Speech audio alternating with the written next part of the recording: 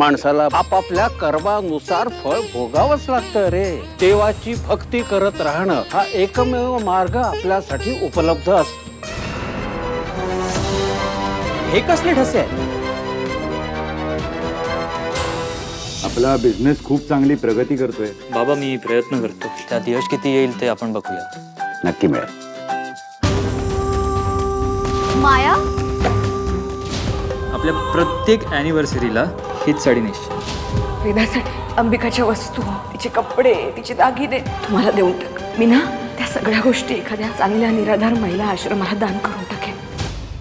झी5 सोबत कनेक्टेड रहा आणि पाहत रहा तुमच्या आवडत्या टीव्ही मालिका.